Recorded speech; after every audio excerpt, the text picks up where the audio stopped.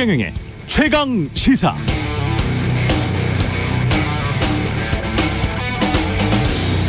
(10월 30일) 이태원 참사 다음 날 윤석열 대통령 주재로 열린 긴급 중대본 회의에서 이번 참사를 어떻게 부를지 논의를 하다가 이태원 사고로 명명하기로 하고, 사고 명칭에서 압사라는 단어를 빼기로 했다는 KBS 단독 보도가 최근 있었습니다.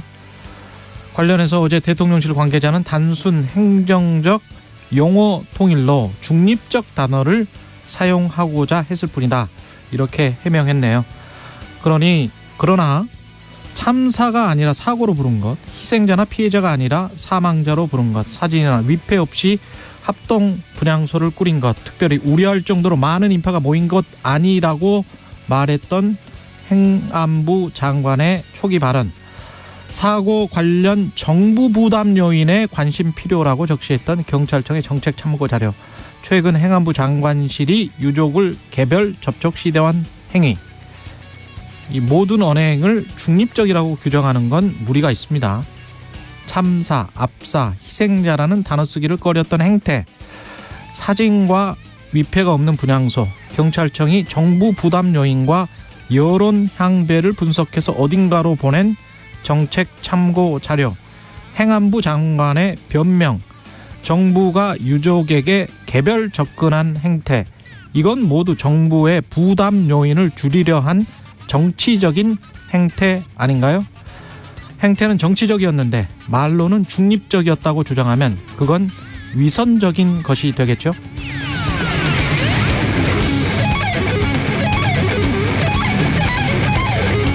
네, 안녕하십니까. 12월 9일 세상에 이익이 되는 방송 최경영의 최강시사 출발합니다. 저는 KBS 최경영 기자고요. 최경영의 최강시사 유튜브에 검색하시면 실시간 방송 보실 수 있습니다. 문자 참여는 짧은 문자 50원, 긴 문자 100원이 드는 샵9730 또는 유튜브 무료 콩 어플 많은 이용 부탁드리고요. 오늘 최강시사, 미국 IRA 법이 당장 다음 달이군요. 내년부터 시행이 되는데 관련 협상을 위해서 미국에 다녀온 국민의힘 최영두 의원 만나보고요. 건강보험료 재정에 빨간불이 들어왔다, 혹시 내 보험료 수가 오르게 되는 것 아닌가 궁금하신 분들을 위해서 관련 소식도 준비했습니다. 많은 청취 부탁드립니다.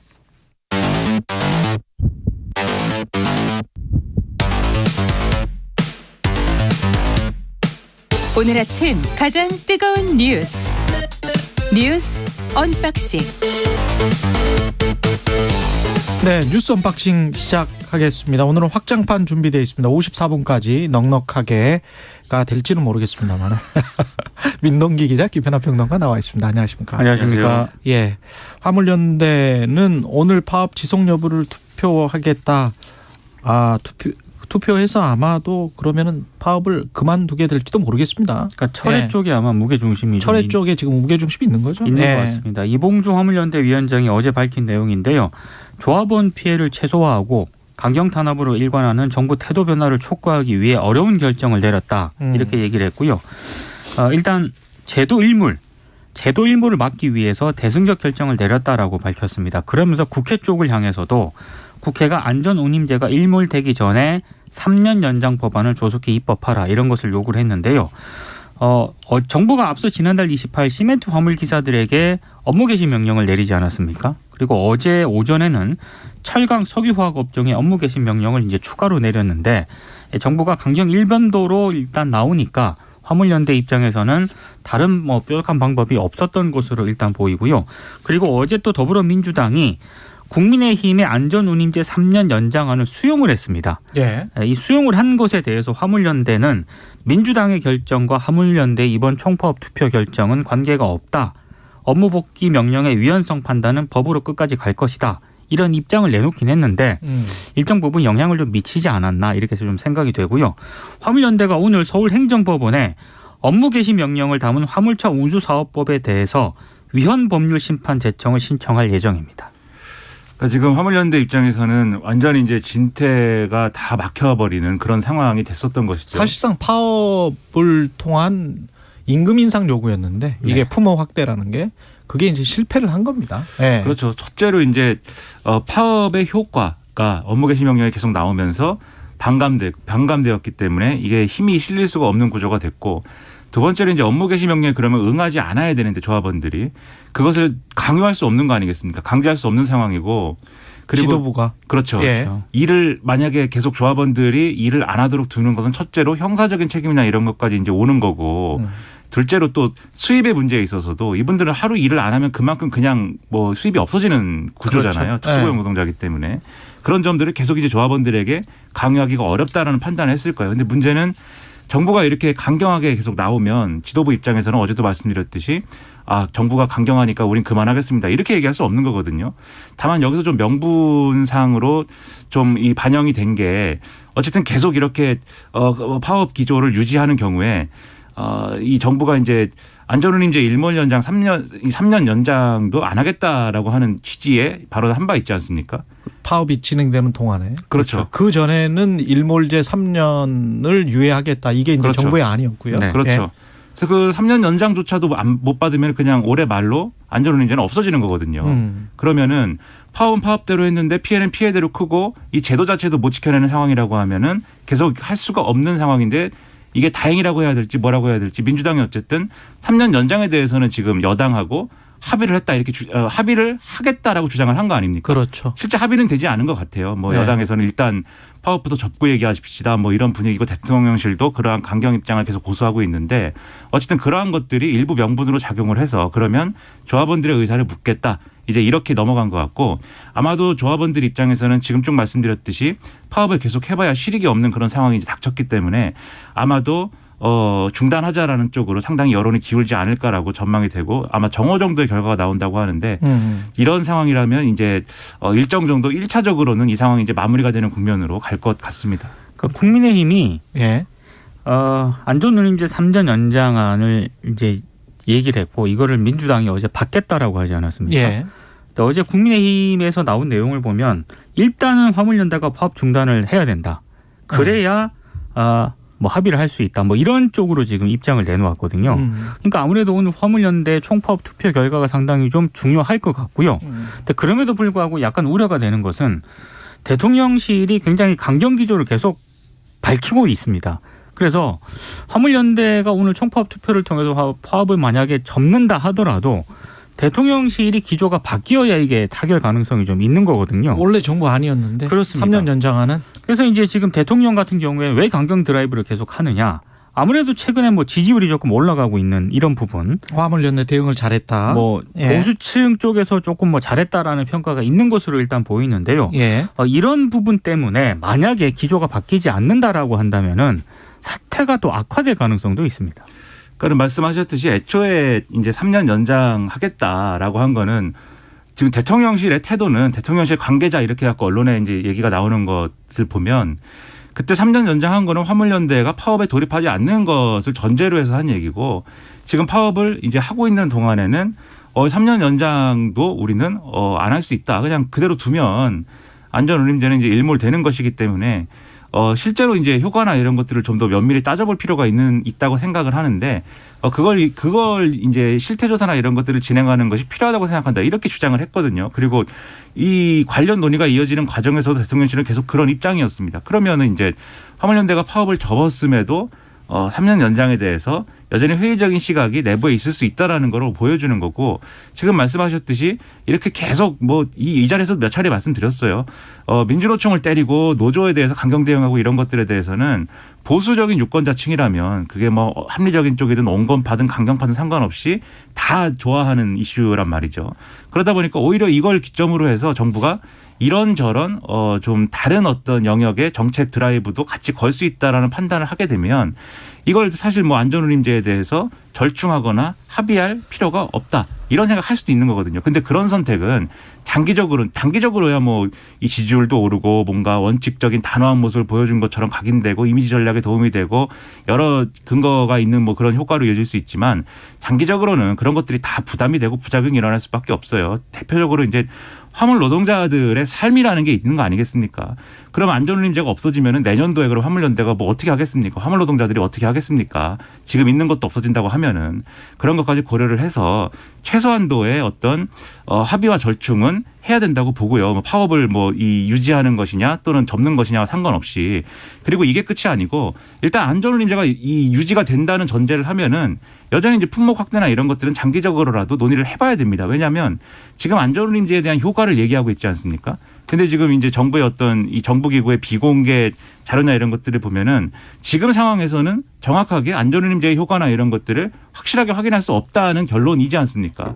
그렇기 때문에 이걸 감안해서라도 품목 확대나 이런 것들은 장기적으로 논의를 하자는 게 화물연대도 그렇고 민주당의 제안이기도 하니까 그런 점에서도 정치의 어떤 가능성이나 이런 것들을 열어두고 좀 논의를 해갔으면 좋겠습니다.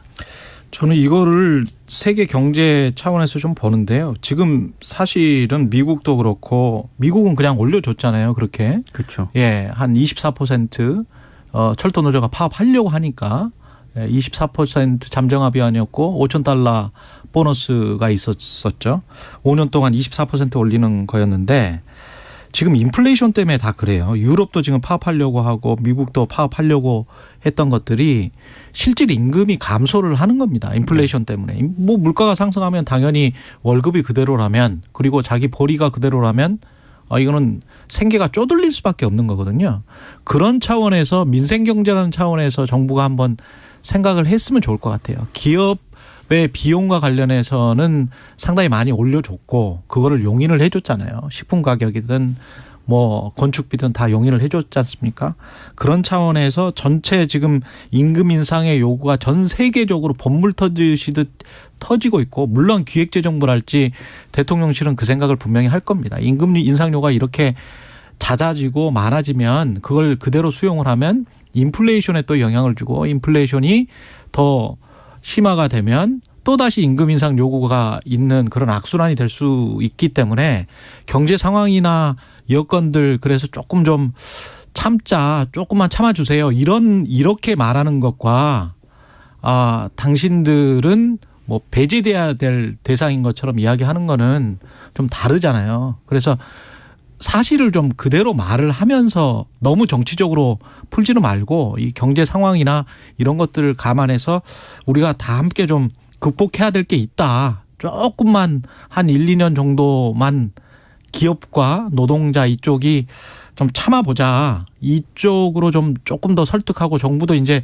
안전임제 3년 그거는 원래 정부 아니었으니까 좀 포용적으로 받아줬으면 좋겠습니다. 화물연대 파업이 이례적이지 않은 게요.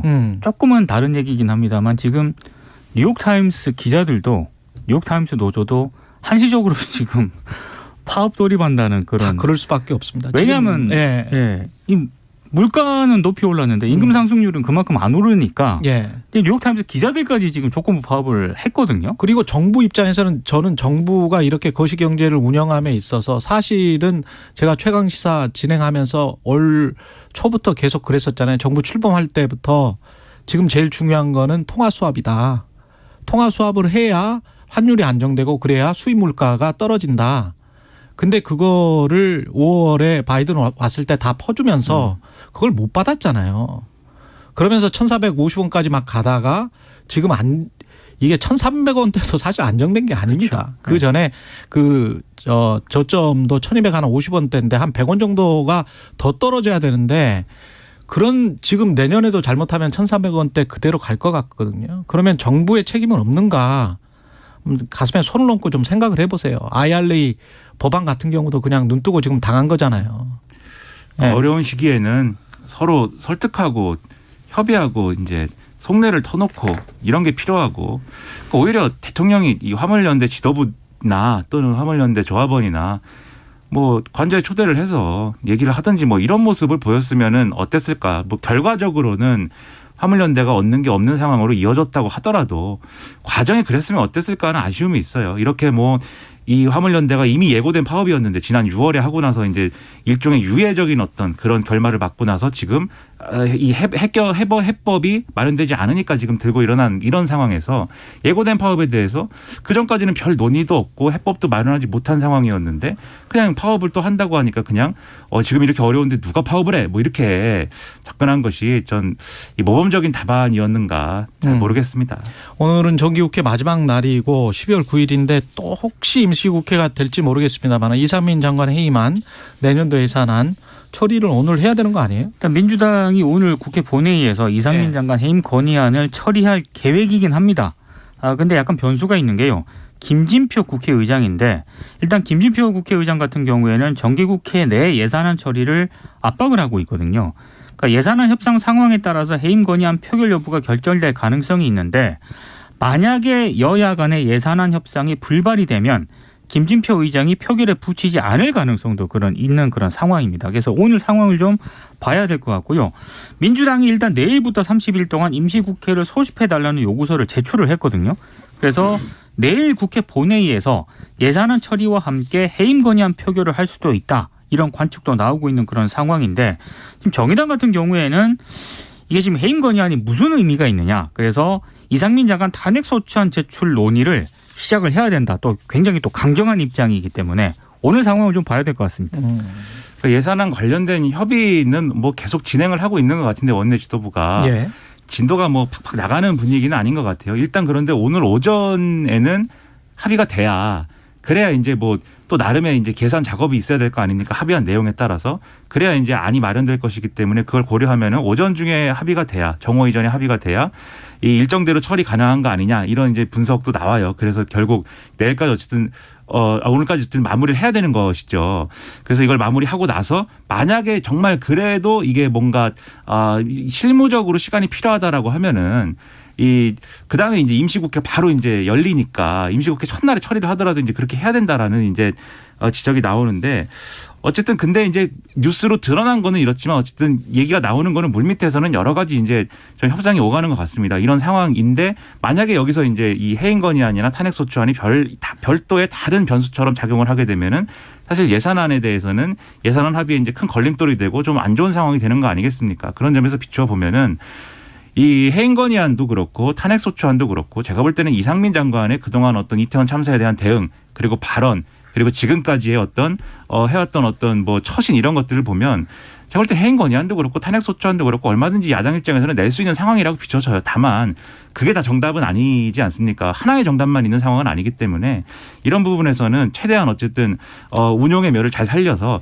적어도 예산안이 합의되기 전까지는 이 해임 건의안 처리라든가 탄핵 소추안 발의에 대해서는 조금 뭐랄까요 볼륨을 좀 줄이고 있는 것이 도움이 되지 않겠는가 그런 점에서 많이 우려가 됩니다. 예, 여기까지 최인호의 최강시사 오늘은 확장판이니까요. 53분까지 진행을 하고요. 잠깐 날씨와 교통정보 듣고 돌아오겠습니다. 최강시사 듣고 계신 지금 시각 7시 37분입니다. 날씨입니다. 아침에 그다지 춥지 않고 낮에도 포근하겠습니다. 서울의 기온 영상으로 출발해 현재 1.9도 나타나고 있고요. 낮 기온 서울 10도, 대전 12도, 전주 11도로 예상됩니다. 오늘 전국에 구름 많이 낀 가운데 아침까지 서울, 경기, 충남 서해안으로 눈 또는 비가 조금 내리겠습니다. 주로 서쪽인데요. 눈으로는 1cm 미만, 비로는 1mm 정도 오겠습니다. 또 오전부터 오후 사이 그 밖의 중부지방과 호남 서해안에 비가 조금 내리거나 눈이 조금 흩날릴 수 있겠습니다. 오늘 경기 남부와 충청, 호남, 대구의 미세먼지 농도 종일 나쁨 단계를 보이겠고요. 그 밖에 대기해질 괜찮은 지역이 많겠지만 서울, 인천, 경기 북부 지역 오후에 일시적으로 대기가 탁해질 수 있다는 것 염두에 두셔야겠습니다. 동해안과 강원 산지, 경북 산지 등의 대기가 매우 건조하니까 화재 예방에 신경 쓰셔야겠습니다. 모레부터 추워지겠습니다. 지금 서울의 기온은 1.9도, 습도는 55%입니다. 날씨였고요. 다음은 이 시각 교통 상황 알아보겠습니다. KBS 교통정보센터의 임초희 씨입니다. 네, 이 시각 교통정보입니다. 중부 지역 중심으로 약하게 비가 내렸고요. 도로 곳곳이 빗길입니다. 출근길 교통 안전에 유의하시고요. 현재 경부고속도로 부산 방향은 잠원에서 서초 사이만 정체고요. 수도권 제2순환고속도로 판교에서 일산 쪽, 장수부터 송내 사이가 어려운데요. 송내 1차로에서는 사고 처리 중입니다. 이후 계양부터 김포 요금소, 다시 자유로를 앞두고 정체고요. 서울 시내는 강변북로 구리 쪽으로 방화대교부터 양화대교, 다시 이촌동 부근에서 정체고, 올림픽대로 잠실 방향은 행주대교에서 월드컵대교, 다시 노량진 수산시장에서 막히고 있습니다. 반대 공항 방향은 잠실대교부터 반포대교 쪽으로 주춤하고요. 동부간선도로 도심 쪽으로는 도봉지하차도부터 쭉 제속을 못 내는데요. 특히 군자교부터 성수 분기점 쪽으로 정체입니다. 북부간선도로는 양방향으로 하월국과 목동 사이가 어렵습니다. KBS 교통정보센터에서 임초희였습니다. 오늘 하루 이슈의 중심. 당신의 아침을 책임지는 직격 인터뷰. 여러분은 지금 KBS 1라디오 최경영의 최강시사와 함께하고 계십니다. 네, KBS 1라디오 최경영의 최강시사 뉴스 언박싱 이어가겠습니다. 예, 민동기 기자, 김민하 평론가와 함께하고 있습니다. 이태원 참사 관련해서 한덕수 총리가 10분 거리인데 삼청동 총리 공간하고 그다음에 그 정부청사가 한 10분 거리죠. 거기 네. 광화문 정부청사. 73분 뒤에 도착했네요. 그러니까 이태원 참사 관련 첫 보고를 받고 나서 예. 1시간이 좀 넘어서 정부 서울청사 상황실에 나왔다라고 합니다. 그러니까 이게 방금 말씀하신 것처럼 총리 공간하고요. 정부 서울청사까지는 차로 이동을 하면 한 10분 정도밖에 안 걸리거든요. 그렇죠. 너무 늦게 나온 것 아니냐 이런 좀 비판이 나오고 있고요. 10분도 사실은 안 걸리는데. 그렇습니다. 예. 근데 더 좀 문제가 좀 있는 게 총리를 또 보좌하는 국무조정실장, 총리비서실장 있지 않습니까? 두 사람의 당시 대응도 논란을 좀 빚고 있습니다. 박문규 국무조정실장이 이태원 참사 다음 날인 10월 30일 새벽 2시 30분이 돼서야 정부 서울청사 상황실에 도착을 했다고 하거든요. 근데 이 시간은 한덕수 총리가 주재한 긴급대책회의가 이미 끝나가지고요. 여기에 참석하지 못했습니다. 그리고 박성근 총리비서실장 같은 경우에는 참사 당일 총리실 담당자로부터 밤 11시 52분에 보고를 받았는데 역시 사고 수습이 한창 이루어지던 다음 날 새벽 시간대 아예 모습을 안 드러냈고요. 총리비서실장 같은 경우에는 다음 날 오전 9시에 출근을 했다고 합니다. 정시 출근했네? 네. 그러니까 이게 지금 윤건영 의원이 이걸 이제 문제 제기를 했는데요. 예. 지금 뭐 다음 날 뭐 일단 총리의 대응도 그렇고 국무조정실장, 총리비서실장의 모습 자체가 대한민국 정부가 당시 어땠는지를 보여주는 단적인 장면이다. 이렇게 좀 강하게 좀 비판을 하고 있습니다. 그러니까 참 이런 뉴스를 우리는 이 신문에 나오는 또는 방송에 나오는 하나의 뉴스로 이제 받아들이고 이제 읽고 이해하지만 유가족의 입장이다라고 한번 생각을 해보십시오. 그렇죠. 자식을 잃은 이제 부모의 입장에서 이런 얘기를 보면 얼마나 이제 억장이 무너지겠습니까?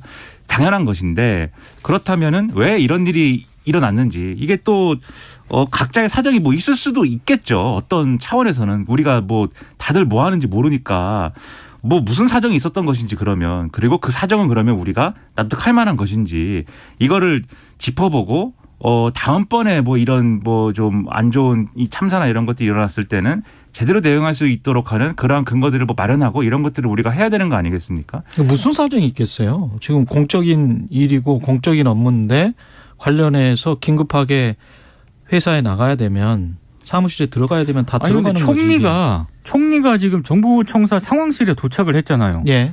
근데 총리를 보좌하는 국무조정실장하고 총리비서실장은 상황실에 못 왔단 말이죠. 총리비서실장 같은 경우에는 다음 날 9시에 출근을 하는. 저는 이 상황은 도저히 이해가 안 가는데. 그렇기 때문에 국정조사라든지 이런 걸 통해서 물어봐야 되고 그리고 물어보는 거에 대해서 제대로 답을 해야 되고 그렇게 하려면 국정조사가 실질적으로 진행이 돼야 되고 이런 것들이 그러니까 이 마치 지금 국정조사를 다루는 태도에 대해서 제가 얘기를 하고 싶은 건데 지금 여당도 그렇고 정부도 그렇고 국정조사는 정말 뭐 어쩔 수 없이 하는 그런 어떤 연례 행사를 다루는 듯한 뭐 그러한 태도로 예산안 처리 안 되면 뭐 이 국정조사는 뭐 세워라 내워라 하면서 뭐 안 해도 되는 것처럼 지금 얘기를 하고 있지 않습니까? 그리고 국정조사를 통해서는 뭐 어떤 성과도 낼 수 없는 것처럼 얘기를 하고 있기 때문에 그 점을 말씀드리는 건데 그러니까 어떤 사정이 있는지 우리가 이해할 수 없죠. 그 맞죠. 그런데 또 모든 뉴스라는 거는 이면이 있는 거잖아요. 그러면 그런 사정이 있으면은 그 자리에서 얘기를 할 필요도 있다는 겁니다. 그러면 얘기를 하고 그러면 우리가 또 그걸 따져볼 텐데 그런 것 없이 이런 문제 제기를 하면은 무슨 가짜 뉴스라고 하고 뭐라고 하고 이런 것들이 이어지니까 예. 그러지 말고 국정조사를 통해서 유가족들의 이런 마음의 응어리나 이런 것들을 풀 수 있는 기회를 이런 뉴스에 대해서도 마련을 해야 된다. 이 말씀을 이제 드리는 거죠. KBS 단독 보도와 관련해서도 제가 오프닝에서 지적했습니다마는 그 대통령실 관계자라는 익명의 관계자가 가짜 뉴스를 같이 언급해서 이거를 콕 찍어서 말하지는 못하니까 마치 가짜 뉴스인 양 그렇게 인식이 되게 이야기를 했던데 제가 다시 한번 총리실 보도자료를 봤습니다. 어제 10월 30일 날 긴급 중대본 회의가 있어서 압사라는 단어를 빼기로 했다는 거 아니에요? 그렇죠. 그런데 10월 29일 날에는 총리실 보도자료에는 압사라는 단어가 있었어요. 네. 그러면 10월 30일 이후부터는 다 압사라는 단어를 빼고 이태원 사고 사망자 이렇게 다 통일을 해버렸단 말입니다. 이 중대본 회의 이후로 네. 총리실의 보도자료도. 근데 총리는 이 중대본의 본부장이잖아요. 이번 사태. 근데 총리가 이렇게 늦게 출근하고 총리 비서실장은 그 다음날 아침에 왔다는 거잖아요. 아침 7시, 아침 9시에. 네. 이건 로봇처럼 행정을 하는 거예요? 이런 긴급 상황에서? 위에서 이야기를 그렇게 하면 그 관련된 지침대로 행정적으로 용어 통일해서 보도자료 내면 끝입니까?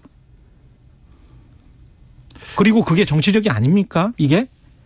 지극히 정치적입니다, 이거.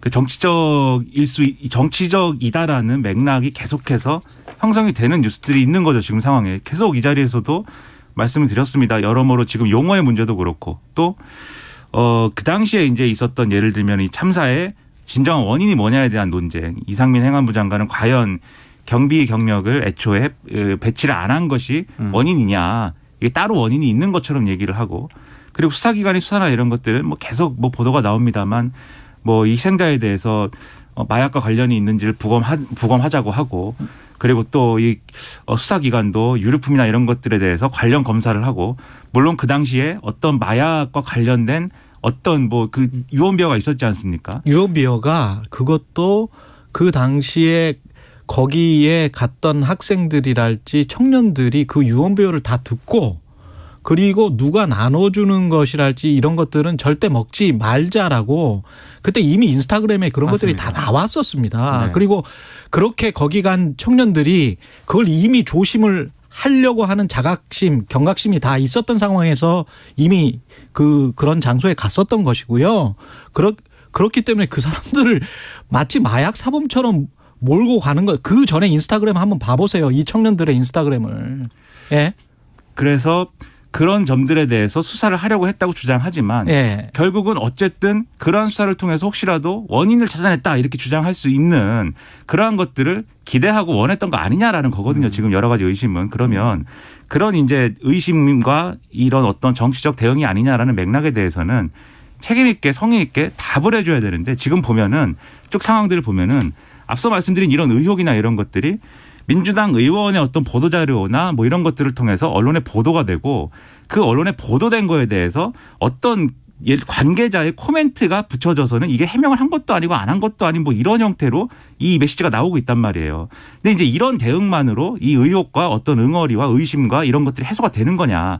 그렇지 않다. 그러니까 국정조사든지 이런 것들이 중요하고 거기서 다뤄라라는 거거든요. 그러니까 이런 국정조사라는 중요한 어떤 이런 스케줄을 정치권이 함부로 생각하지 말고 가볍게 생각하지 말고 망치지 말라라고 저는 이제 얘기를 하고 싶은 겁니다. 그리고 지금 댓글 다시는 분들 중에 제가 닉네임은 말씀 안 드리겠는데 적당히 좀 합시다라고 말씀을 하셨는데 그 유족들 입장에서 좀 생각을 해보세요.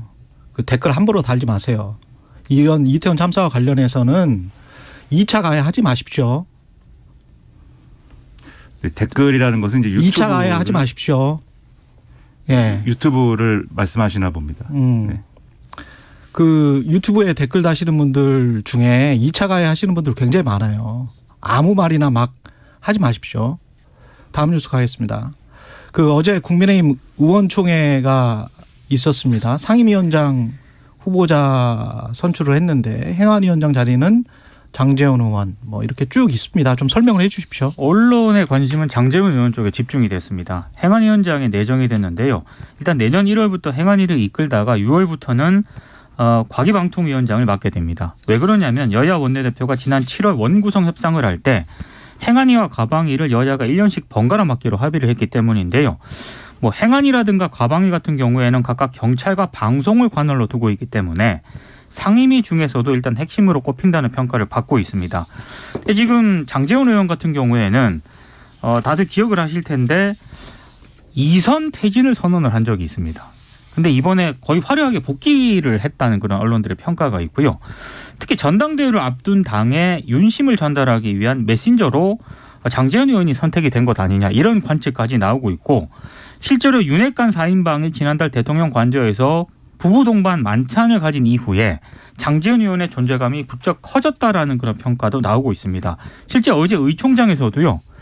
조선일보가 보도한 내용이긴 한데 장 의원이 윤석열 대통령 시계를 차고 권성동 의원과 담소를 나누면서 화기애애한 분위기를 연출했다. 이런 대목도 나오고 있는 그런 상황인데 특히 행안위원장 후보자로 장제원 의원이 단독 입후보를 했거든요. 이게 단독 입후보를 한 데에도 이른바 윤심이 작용한 것 아니냐라는 해석도 있고 특히 행안위 자체가 이태원 참사라든가 행안부 경찰국 신설과 같은 윤석열 정부의 주요 이슈를 다루기 때문에 장제원 의원이 상당히 용산 대통령실과 앞으로 굉장히 좀 밀접하게 움직일 가능성이 높다 이런 관측이 나오고 있습니다. 그러니까는 장제원 의원이 100일 정도 된 것 같습니다. 그 이선 후퇴론을 주장을 하면서 어떠한 이제 선출직이나 뭐 이런 것을 맡지 않겠다라고 얘기를 했는데 상임위원장은 뭐 그 범주에 안 들어가는 것인지 뭐 잘 모르겠는데 어쨌든 말씀하신 대로 윤핵관 중에 윤핵관이다 이런 평가를 받는 인물이고 더군다나 이런 보도도 있어요. 어쨌든 이 부부 동반 만찬을 윤석열 대통령 관저에서 이제 한 거잖아요. 그 자리에서 윤석열 대통령이 장제원, 권성도 두 사람은 이 정권을 만든 어떤 미랄들이기 때문에 서로 싸우면 안 된다. 이렇게 얘기를 했다는 말도 있고 이런 이 어떤 일관적인 맥락을 따져보면은 결국 이제 윤심과 가까운 사람 위주로 지금 핵심 포스트에 쭉 배치가 되는 그런 그림으로 계속 가는 거거든요. 이런 그림이면 당연히 당내의 어떤 여론이나 이런 것들도 윤심이 어디 있느냐에 대해서 궁금해하고 그쪽으로 쏠리는 분위기가 계속 이어질 것이고 그런 것들이 굉장히 여당을 경직되게 만들 것인데 과연 이게 뭐 또 바람직한 그림이냐 상당히 좀 의문인 부분이 있는 겁니다. 예. 그리고 법무부가 검사를 220명 증원하기로 추진했다는 뉴스, 문재인 케어라고 불리던 건보료 지원 이게 이제 보건복지부가 재점검하겠다는 건데요. 한꺼번에 좀 소개를 해줘야 될 것 같습니다. 예. 일단 법무부가 앞으로 5년간 판검사를 590명 늘리는 법 개정을 추진을 하는데요.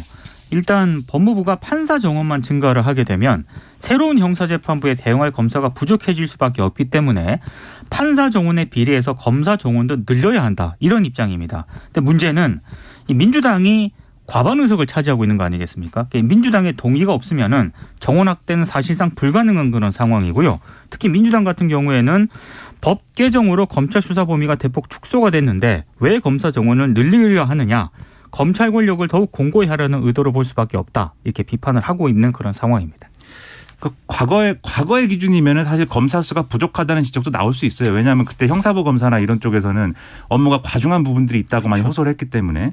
근데 지금 민주당이 주장하는 것처럼 일부 이제 법 개정이 있었고 이제 검찰이 담당해야 되는 어떤 수사 영역이 좀 줄어들고 뭐 이런 것들이 있지 않습니까? 물론 이걸 또 이제 이 정권은 이제 다시 부활시킨다 이렇게 시행령을 통해서 하고 있는 건데 그러면 저는 이렇게 막 서로 막 부딪혀 가지고 검사 정원부터 시작해 갖고 모든 것들에 대해서 이렇게 선을 쫙 긋고 뭐 싸우고 이런 것보다는 좀 합리적인 정책 설계가 있어야 되는 거지 않습니까?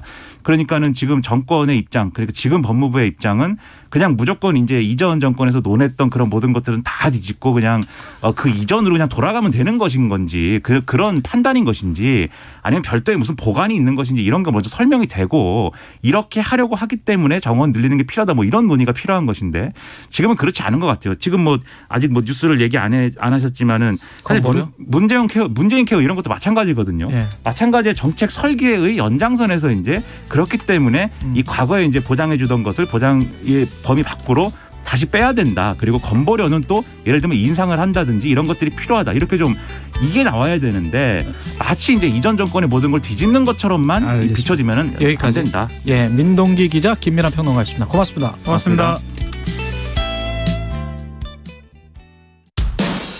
대한민국 산업을 이끄는 기업인 여러분, 글로벌 복합 위기의 시대에 여러분의 기업은 안녕하신가요? 도움이 필요하다면 언제든 산업통상자원부 무역위원회의 문을 두드려 주십시오. 정상가 이하로 덤핑 수입된 물품에는 덤핑 방지 관세를, 부당 보조금을 받은 수입품에는 상계 관세를, 지식재산권 침해, 영업 비밀을 침해하는 물품에는 시정조치 명령과 과징금 부과를, 국내 산업의 무역 안전망, 무역 구제 제도가 지켜드립니다. 자세한 사항은 산업통상자원부 무역위원회 홈페이지를 참고하세요. 겨울을 영어로 하면 윈터. 그럼 우리 모두가 행복한 겨울은 윈윈터지. 한겨울의 동행축제 윈윈터 페스티벌. 이거 맛있겠다. 맛있게 드세요. 대박. 이건 못 참지. 우리의 두근두근 득템 좋아요가 소상공인의 아자아자 뿌듯함 행복이 된다. 온라인으로 주문하셨죠? 모두가 이득 행복이 가득. 한겨울의 동행축제 윈윈터 페스티벌. 중소벤처기업부. 버려지는 가전제품도 소중한 자원이 될 수 있다는 사실 알고 계시나요? 그렇다면 폐가전제품은 어떻게 버려야 할까요? 하나, 새 가전제품을 구입할 때 판매자에게 기존 제품 수거 요청하기. 둘, 대형 폐가전은 콜센터 1599-0903으로 전화해 무상 방문 수거 신청하기. 셋, 소형 폐가전은 종량제 봉투 대신 자원순환 실천 플랫폼을 검색해서 내 집 앞 폐가전 수거함에 넣어주기. 순환되는 자원으로 온실가스 발생을 줄일 수 있도록 폐가전 제품 재활용에 동참해주세요. 이 캠페인은 탄소 중립을 선도하는 한국환경공단과 함께합니다.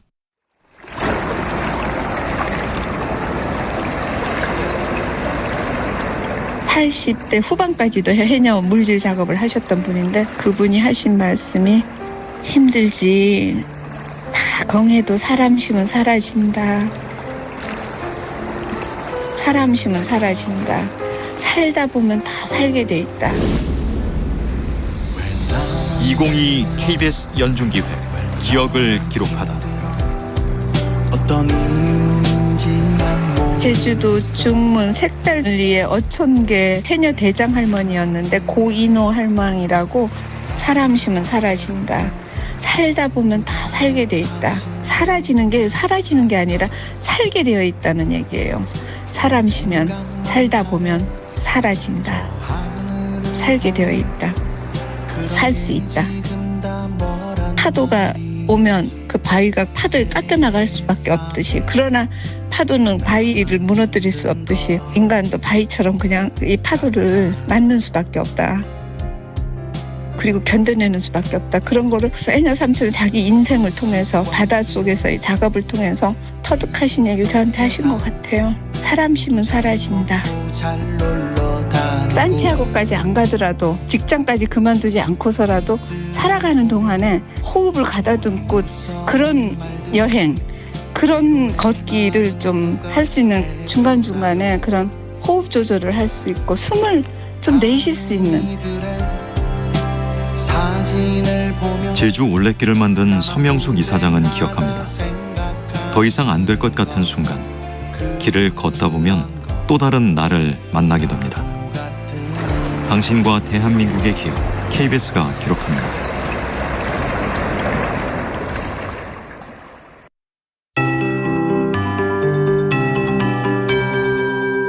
KBS 58분 날씨. 오늘 아침 그다지 춥진 않고 낮에도 포근하겠습니다. 대부분 지역 10도 안팎까지 기온이 오르겠습니다. 따뜻한 겨울을 체감하게 될 텐데요. 예년보다 4, 5도 정도 높은 수준인데 일교차가 상당히 크게 벌어지고 있습니다. 주로 남부지방을 중심으로 일교차 크니까 건강관리에 유의하셔야겠습니다. 낮 기온 서울 10도, 강릉 12도, 대전, 전주 11도로 예상됩니다. 오늘 미세먼지 상황이 좋지 않습니다. 경기 남부와 충청, 호남, 대구 등 대부분 지역 종일 나쁨 단계를 예상할 수 있겠고요. 그 밖의 지역은 대기의 질이 양호하겠습니다만 서울과 경기 북부, 인천 등에는 오후에 일시적으로 대기가 탁해질 수 있음을 염두에 두셔야겠습니다. 한편 동해안과 강원 산지, 경북 산지 등 일부 남부 지역으로 대기가 매우 건조합니다. 그 밖의 지역에도 대기 건조한 곳이 있습니다. 화재 예방에 신경 쓰셔야겠습니다. 내일은 전국에 구름이 많이 끼겠고 늦은 밤 호남 서해안과 제주도로 비나 눈이 조금 내릴 텐데요. 제주 산지 쪽은 1cm 정도의 눈이 예상됩니다. 오늘은 전국적으로 구름이 많이 낀 가운데 아침까지만 서쪽 지역에 약간 강수가 있을 걸로 보여지는데요. 서울, 경기, 충남 서해안으로 눈 또는 비가 조금 내리겠습니다. 지금 서울의 기온은 2도입니다. 강혜종입니다.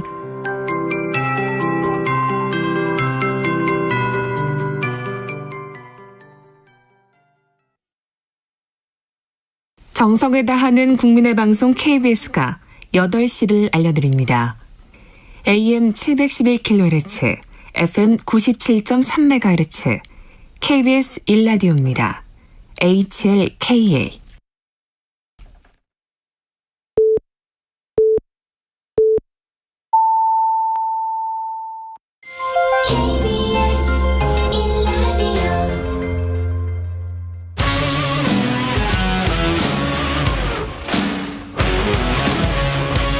오늘 하루 이슈의 중심 최경영의 최강 시사.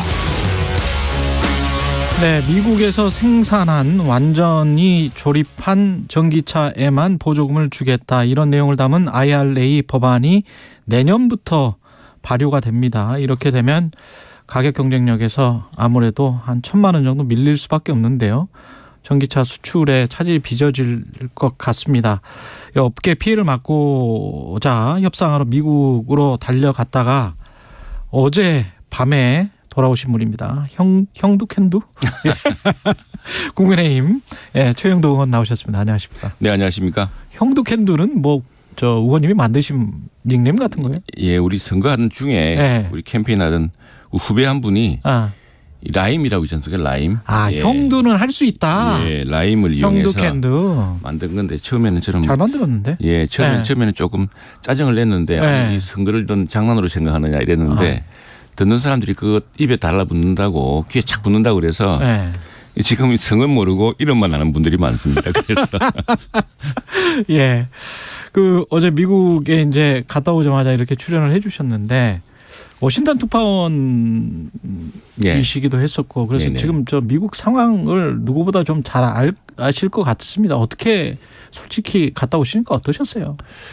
일단 미국도 지금 가보니까 어서당 가보니까 지금 117대 미국 의회가 이제 연말로 끝납니다. 그렇죠. 끝나는데 크리스마스 전에 이제 모든 회기가 끝나기 때문에 그 레임덕 세션이라 그럽니다. 이제 지금 거의 이제 갈 사람들이 마지막으로 정리하는 이런 회기이기 때문에 낸시 펠로시도 이제 가는 사람이고 우리 한인 지역구에 있는 미국 의원님도 수아지 의원이라는 분도 이제 김치 연날 행사에 나오셔가지고 내년부터는 자리를 떠난다고 이제 이런 말씀도 하시고, 우선에 어서당 내부가 어수선해요. 보니까 집기들이 많이 그냥 그 해관 같은 경우에는, 하원 해관 같은 경우에는 복도에 많이 나와 있더라고요. 보니까 이제 새로 들어갈 사람들 집길 넣어야 되고 하니까 그런 어수선한 상황이고, 의원들이 아주 다급하더라고요. 보니까 그 본회의가 있어가지고 본회의장을 오가면서, 그러니까 미국 의사당은 상원 의원 회관이 왼편에 있고 또 하원 의원 회관은 여러 개 건물이 우편에 있거든요. 그 지하로 조그마한 지하철 같은 게 있습니다. 지하철이보다는 모노레일 같은 거, 트램 같은 게 있어요. 거기는 급하니까 의원들만 다니게 해놔서 그래서 전부 지상으로 막 이동하고 그렇게 했는데 굉장히 분주한 상황이었고, 우리가 했던 관심에 대해서는 이제 충분히 알게 되었는데 문제는 지금 2주 내에, 지금 2주도 안 남았죠. 이제 크리스마스 전주에 다 끝내야 되기 때문에 한 열흘 정도 남은 이 레임덕 세션에 머스트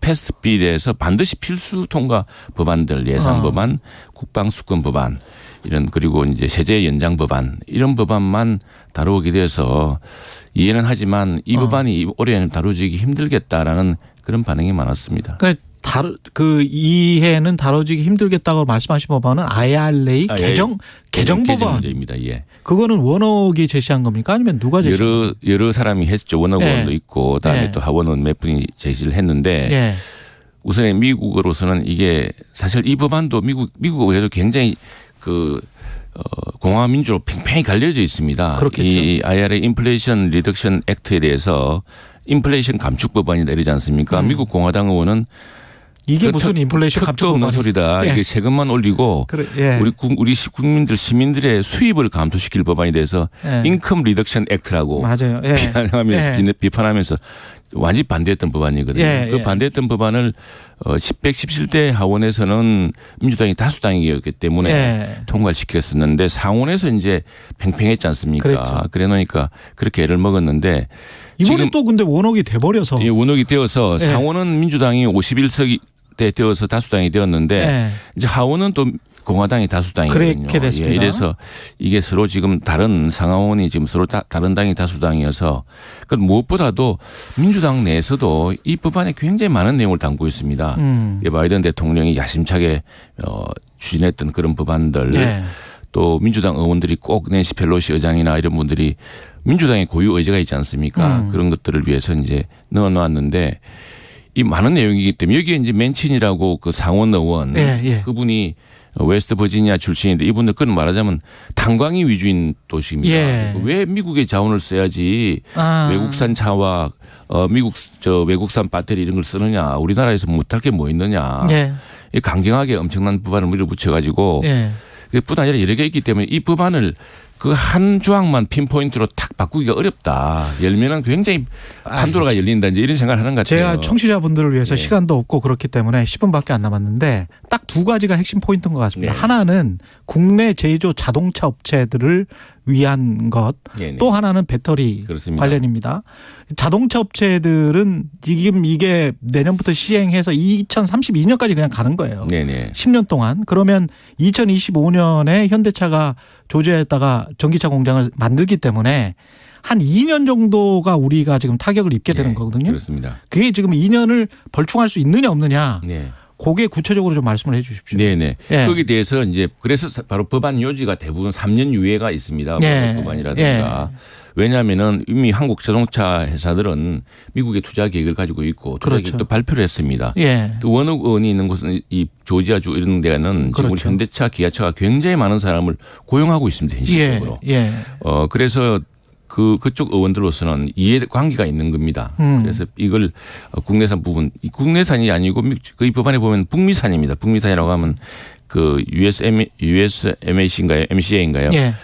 미국, 캐나다, 멕시코. 옛날 우리 나프타라고 불렸던 북미 자유무역 협정 국가 내에는 돼 있거든요. 그렇죠. 그러면 왜 한국은 북미 자유무역 국가 다음으로 큰 FTA인데 안 되느냐 이런 주장까지 하고 있고 그게 대해서 미국 그 정부 관계자들이나 의회는 상당히 수긍하고 있습니다. 그 말이 맞는 말이라고. 그러나 지금 이게 그 급하게 합의하는 과정에서 그렇게 되어 있기 때문에 그 법안을 지금 열어서 하기는 힘들지만 내든 이제 다음 달부터 시작되는 118대 의회에서 지도부가 구성되고 한 2월 달부터는 조금 논의될 수 있지 않겠나. 그런데 그것보다는 다른 방식으로 유의하는 게 어떠냐라는 의원들의 이야기가 있었는데 지금 다양한 전략을 좀 강구해야 될 것 같습니다. 그래서 다만 그러나 이 문제는 내년이 되면은 이 배터리 요건이 강화되어서 GM이나 포드 같은 미국 자동차 업계들도 이 기준을 맞추기 어렵게 됩니다. 그래서 당장 지난 8월에 9월에 이 법안이 공개되었을 때 미국 자동차 업계들도 맨친 의원 같은 분들 찾아가서 이렇기 때문에 우리도 그 기간 내에 배터리 기준을 맞추기 어렵습니다. 그러면은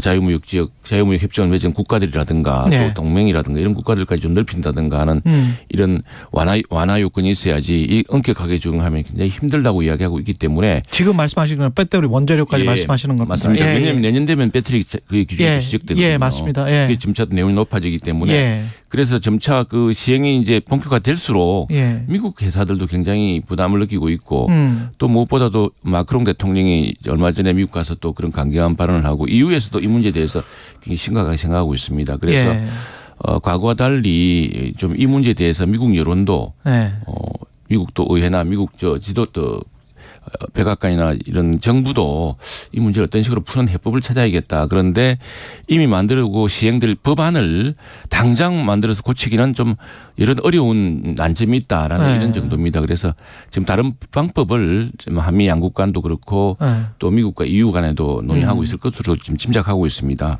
그 완성차 업체 입장에서 봤을 때는 지금 GM 포드 말씀하셨습니다만은 GM 포드 테슬라 입장에서는 한 2년 동안 한국이나 유럽이나 일본 업체들이 따라오지 못하도록 마켓 점유율을 확 넓혀버리겠다. 높아지게 하면 그 다음에는 이제 7,500불이었나요? 그거를 한국 업체들이 받는다고 하더라도 그때는 우리가 시장에 이미 안착해 있을 것이다. 이런 계산이 있을 거기 때문에 이 사람들은 지금 계속 이 법안이 그냥 내년부터 발효되기를 원할 거란 말이죠. 분명히. 그런데 이제 그것조차도 미국 차도 맞추기 어려운 점이 있고 또 무한정 이걸로 그 시장 전체를 장악하기는 어려운 것이 네. 이게 엄격한 규정이 있습니다. 왜냐하면 이것도 미국으로서는 그 텍스 크레딧 그러니까 그 세제 혜택을 주어서 네. 받아야 될 세금을 안 받고 보조금을 주는 형식이기 때문에 네. 그 규정이 엄밀합니다. 근데 가구 소득이 얼마 이상이면 안 줍니다. 그렇죠. 그리고 차량도 네. 어느 정도 차량이 안 주어서 네. 근데 좀 고급 사양의 그 전기차 같은 경우는 아주 혜택 대상이 아니거든요. 네. 예. 그래서 그런데 이제 GM이나 포드 같은 게 테슬라 같은 경우는 상당히 고급 사양을 하면은 이 혜택이 별로 없다고 합니다. 그런데 우리랑 비슷하네요. 예. 네. GM이나 포드 같은 경우는 이제 좀 진짜 서민들이 탈 수 있는 그런 네. 전기 차량 같은 경우에 혜택이 많은데 그 경우는 양산을 하려고 보니까 지금 배터리 규정을 뭐 북미산을 언제 국내산을 몇 년에는 50%. 그 원자재를 그렇게 맞추기 어렵다는 것이죠. 예. 그래서 그런 데서 지금 미국 내에서도 문제가 생기고 있기 때문에 또 하나 이제 거기에서 조금 약간 이제 희망이 보인다 그런 말씀이신가요? 그렇습니다. 그리고 미국 정부 당국자들도 이게 FTA를 맺고 있고 동맹으로 지금 글로벌 서플라이 체인에서 협조를 서로 구하고 있는 동맹 국가로서 이렇게 갑작스럽게 이 법안을 내면은 더구나 우리는 3년 뒤에 미국에서 큰 일자리를 만들어줄 회사인데 이럴 수가 있느냐 이건 좀 신뢰 위반 아니냐라는 주장에 대해서 좀 당혹스러워하고 있습니다. 그래서 이제 올해는 현실화되기 어려운데 근데 이런 방안도 있습니다. 제 생각이고 미국 내에서 일부 호응하는 분이 계신데 국방수권 법안 같은 게 있습니다. NDAA라고 미국의 국방, 미국의 방위에 문제를 끼치는 법안에 대해서는 우선적으로 국방수권 법안이라는 것을 별도로 만들어서 거기에 여러 조항을 집어넣습니다. 그래서 우리 동맹국, 우리의 자유무역 교역 국가들에게 또 기후변화와 여러 가지 글로벌 서플라이 체인의 안정을 위해서 노력하는 이 위해서 지금 전기차 분야에 관해서는 뭐 예외 조항 같은 경우는요. 근데 IRA 법안에 그 몇 조항을 1년간 유예한다든가 하는 방식으로 그래서 NDAA라는 게 그런 여러 가지 법안들을 해결할 수 있는 방안이기 때문에 말해 미국 사람들도 농담처럼 크리스마스 트리라고 이야기를 합니다. 뭐 크리스마스 트리 여러 군데를 주릉주릉 다는 건데 문제는 이제 이렇게 하려면은 그 당사국 정상들 간의 강력한 결심과 뭐 그 정도가 있어야 됩니다. 일종의 시행령 같이 이렇게 만들어 놓을 수 있네. 특별법 같은 것이죠. 특별법 같은 거를. 특별법 같은 걸 해서 국방이 최우선이기 때문에 그런 경우에 어떤 것을 그 규정을 넣어서 그건 이제 그러면은 이미 제정되고 시행된 법안에 그 부분만 특별법에 적용돼서 이렇게 좀 가는 건데 그거는 이제 미국 원내 지도부가 결심을 해야 되고 행정부도 결심을 해야 되는데 원내 지도부가 그렇게 많은 것들을 막 넣기 시작하면 끝이 없으니까 상당히 그건 뭐 큰 결심이 필요한데 근데 인플레이 리덕션 액트 이 아래 법 내용 자체를 수정안을 통과시키지 못하더라도 단기간에 정말 급하면 그렇게 할 방안도 있는데 지금 당장 시행이 안 되었고 하기 때문에 다른 방안들을 찾고 있는 것 같아요. 그리고 지금 재무부하고 있는 데서 시행령 같은 곳에서 유예하는 방법. 그리고 지난번에 EU라든가 우리나라라든가 그 업계로부터 의견을 듣지 않았습니까? 그것 좀 지켜봐야 될 것 같습니다. 우리 KBS 한보경 특파원이 미국 전문가들 인터뷰를 했는데 IRA 관련해서는 큰 변화가 없을 것이다. 이게 이제 미국 전문가들 이야기인 것 같은데 지금 고생해서 갔다 오셨는데 조금 성과가 있었으면 좋았을 텐데 아직까지는 확정된 게 뭐가 없군요. 그러면 시기 혹시 뭐가 타협이 된다면 언제나 가능할까? 그거는 어떻게 생각하세요? 마지막으로 그거 여쭤볼게요. 이제 내년 1월에 되면은 이제 시험원 지도부 이 하원도 또 의장은 물론 공화당 다수당이니까 공화당에서 나옵니다.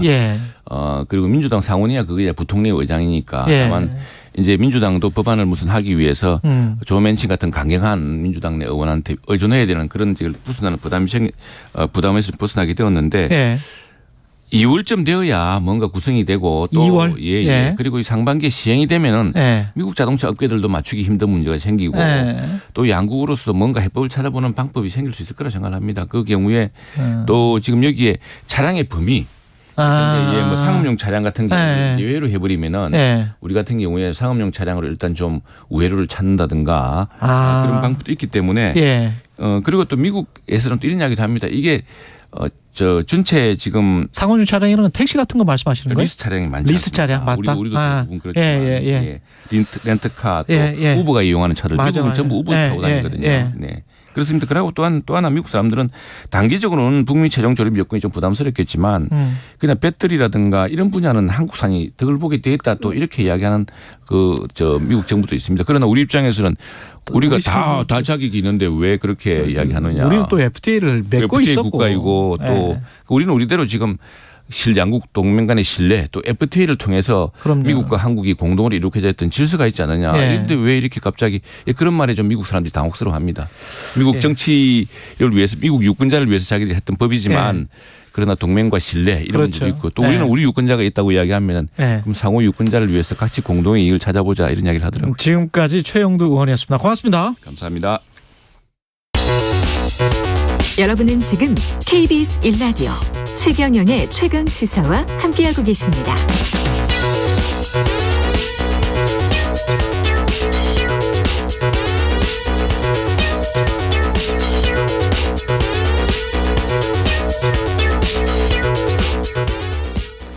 네, 이번 시간에 건강보험 이야기인데요. 예, 건강보험이 계약자가 낸 보험료로 운영되지만 사실은 이제 가난하신 분들도 많고 그렇기 때문에 건강보험 재정의 안정성을 위해서 지난 2007년부터 보험료 수입의 20%를 국가에서 지원을 하게끔 한 한시적 조항이 있었습니다.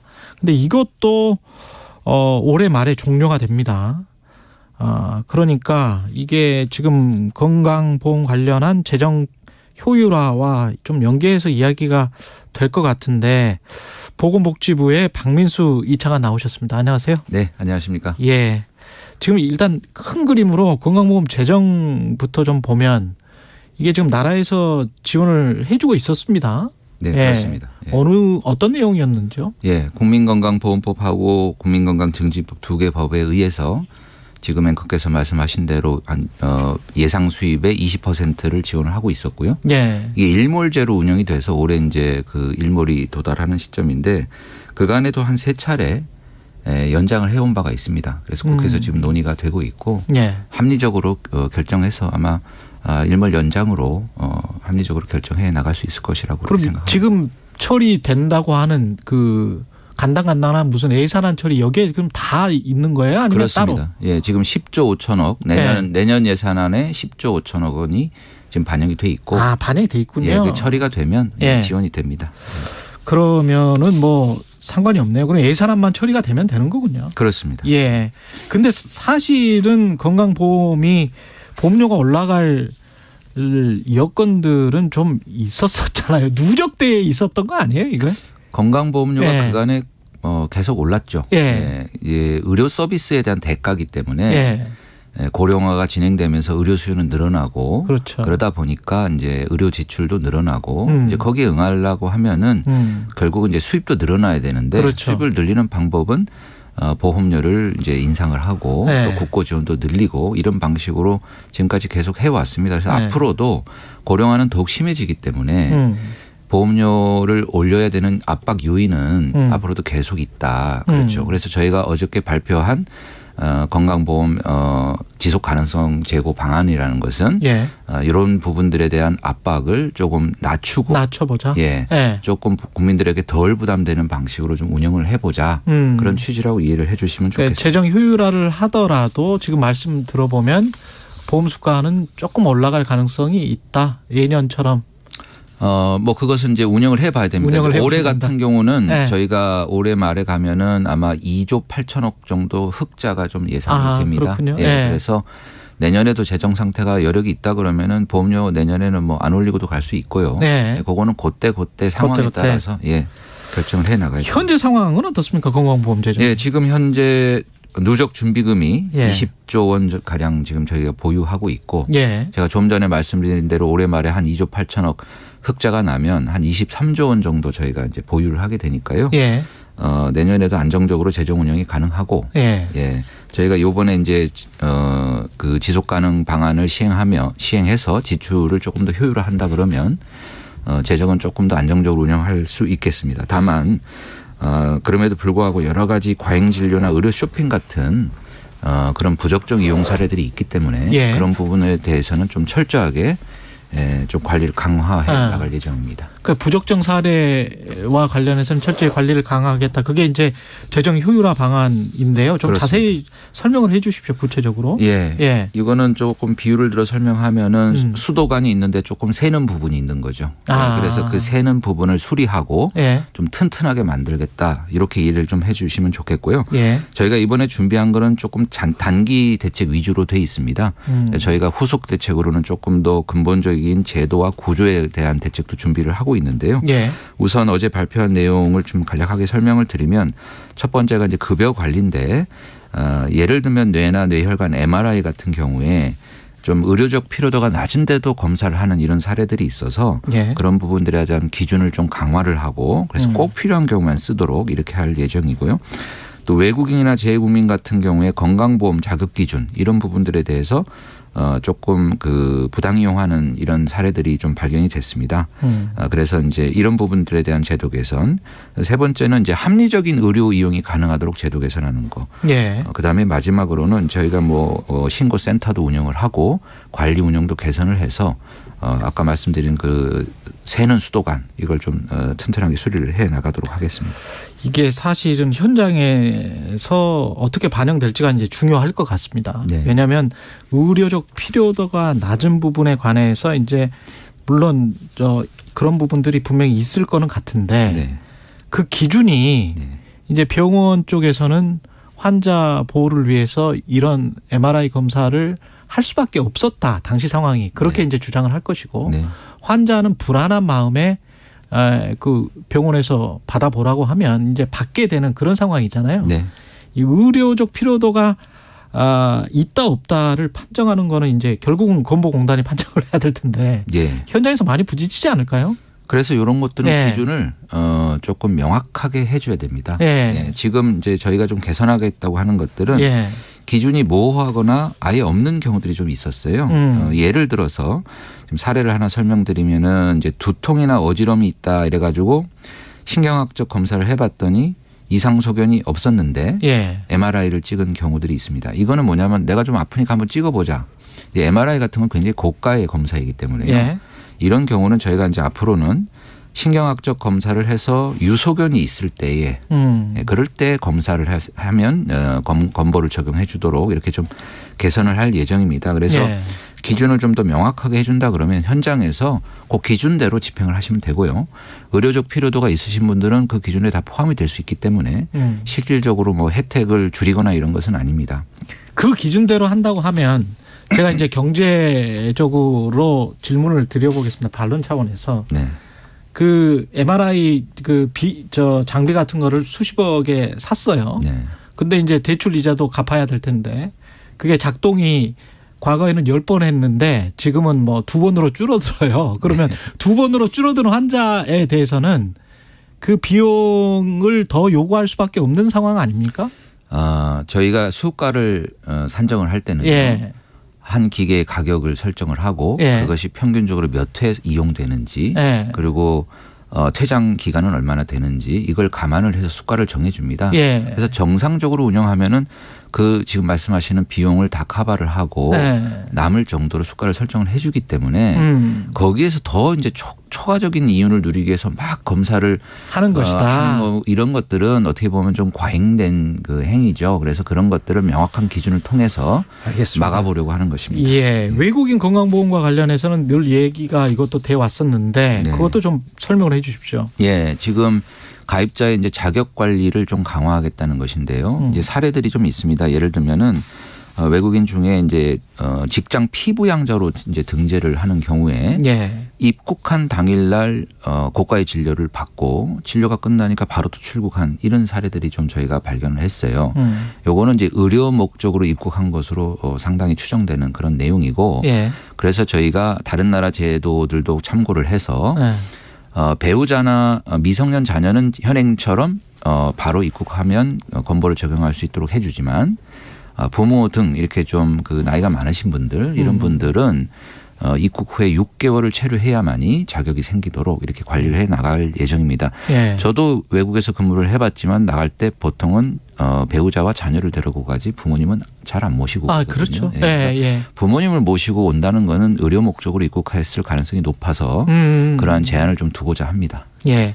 그리고 이렇게 아껴서 그러면은 좀 필수적인 곳에 많이 좀 쓰겠다라고 하는 그 필수적인 것들은 어떤 곳들일까요? 예, 저희가 어저께 발표한 필수 의료 대책은 필수 의료가 뭐 사실 의료가 대부분 필수라고 볼 수 있는데요. 그렇죠, 그렇죠. 저희가 가장 문제가 좀 심각하고 긴급하다고 생각하는 분야를 꼽은 것이 수술, 중증 의료, 네.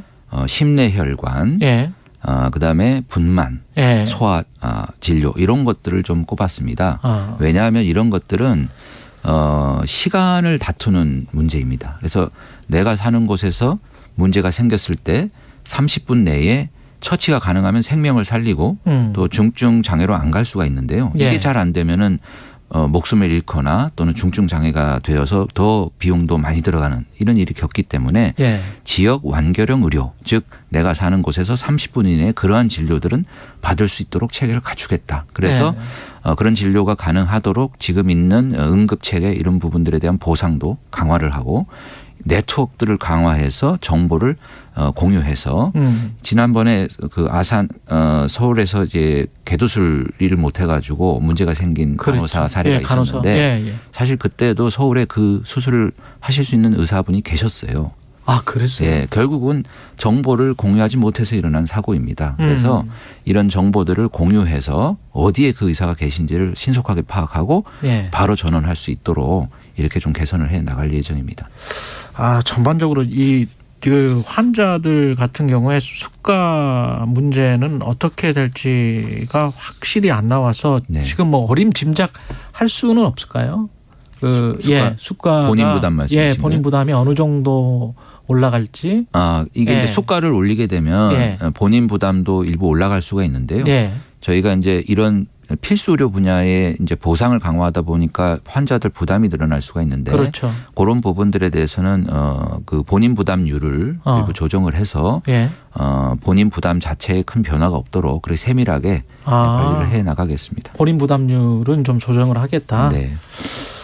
그러네요. 그러면 이 정도의 이야기를 들었으면 될 것 같고요. 여기까지 듣겠습니다. 나머지 뭐 더 덧붙이실 말씀 없으신가요? 예, 정부가 이번에 대책 발표했지만 이게 끝은 아니고요.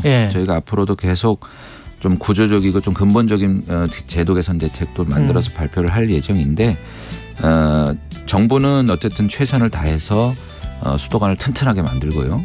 대신 수도꼭지를 잠그는 건 아닙니다. 혜택을 줄이거나 그런 건 아니니까 원활하게 하겠다. 하시고요.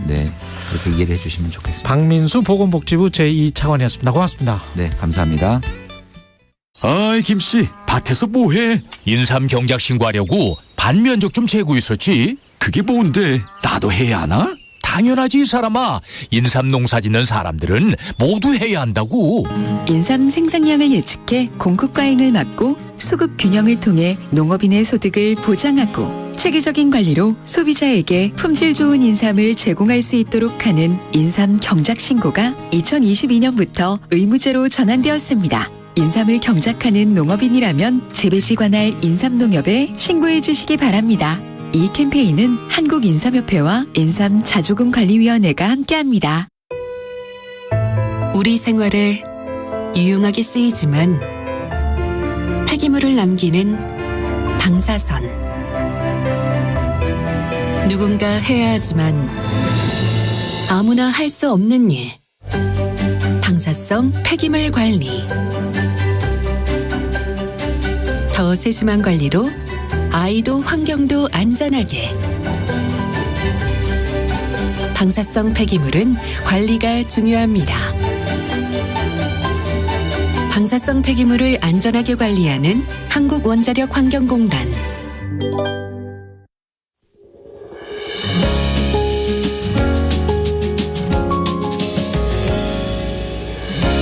우리 가까운 곳에 어느새 흐르고 있었던 행복들, 물결 따른 걸음마다 불빛 담은 행복마다 미소 짓던 우리 모습, 물결 따라 물빛 따라 우리 곁에 K-Water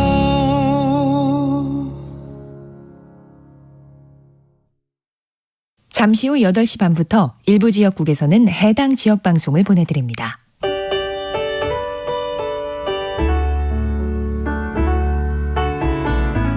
한 해를 또 자신의 인생을 되돌아보기 좋은 계절입니다. 여러분의 경제 스토리는 어떠셨나요? 파란만장하시죠? 총 상금 6천만 원. 대한민국 경제 오디션에 여러분의 사연 보내주세요. 자세한 내용은 오후 4시 5분 홍사원의 경제쇼에서 확인해 주시기 바랍니다.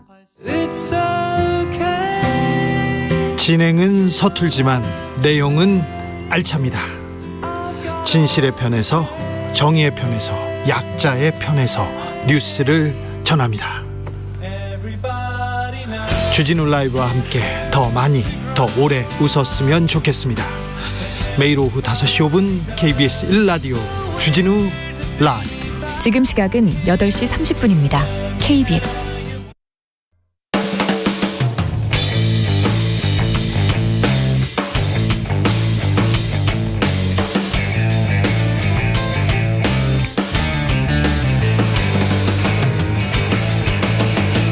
최경영의 최강 시사.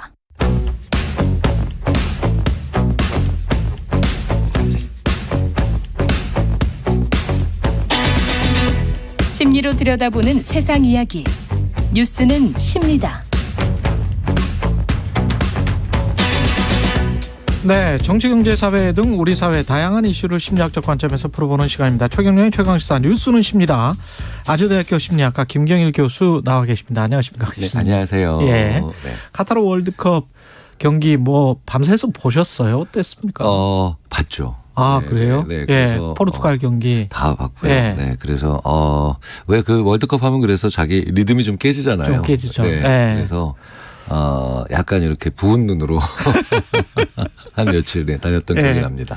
근데 이번에 유행한 말이 중요한 건 꺾이지 않는 마음, 죄송 금지, 이 두 가지 말이 유행을 하더라고요. 월드컵 기간에. 네네. 이게 중요한 건 꺾이지 않는 마음, 이건 아마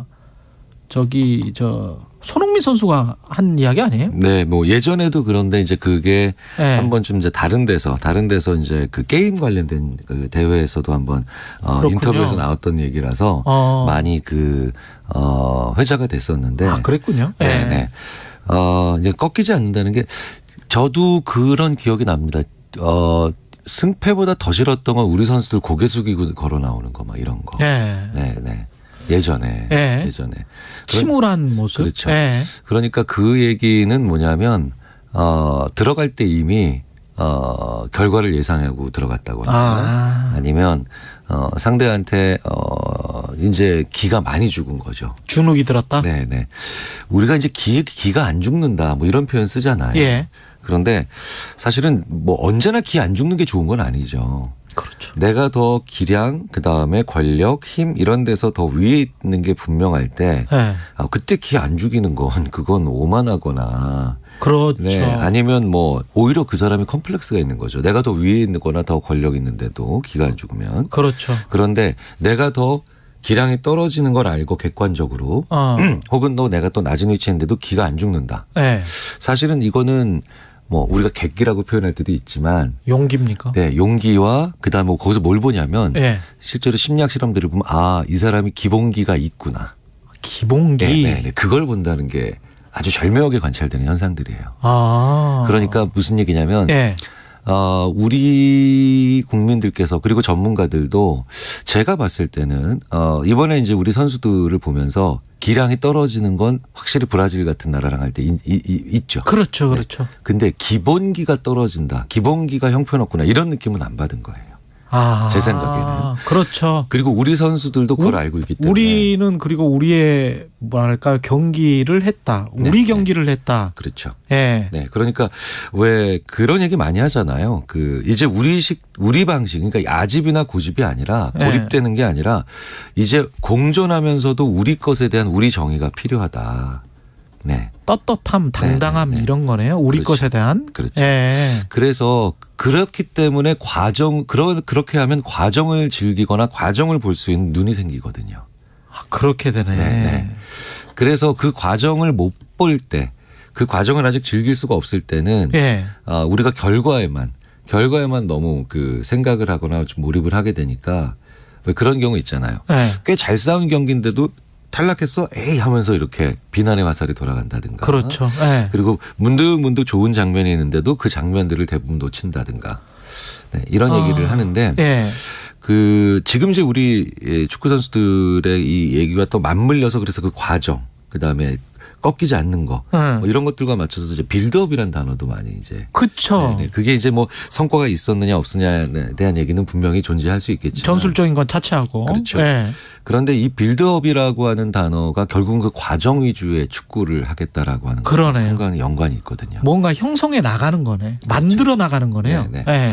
그래서 제가 축구 관계자분과 함께 이제 포럼에서 얘기했을 때 빌드업이라는 걸 벤투 감독의 철학이라고 볼 수도 있겠지만 네. 아마 우리나라 축구의 어떤 기본기를 받기 때문에 그게 가능하다고 생각하지 않았겠느냐라고 보는 게 있고 그런 정교한 패스가 이 사람들은 가능하다. 그렇죠. 네.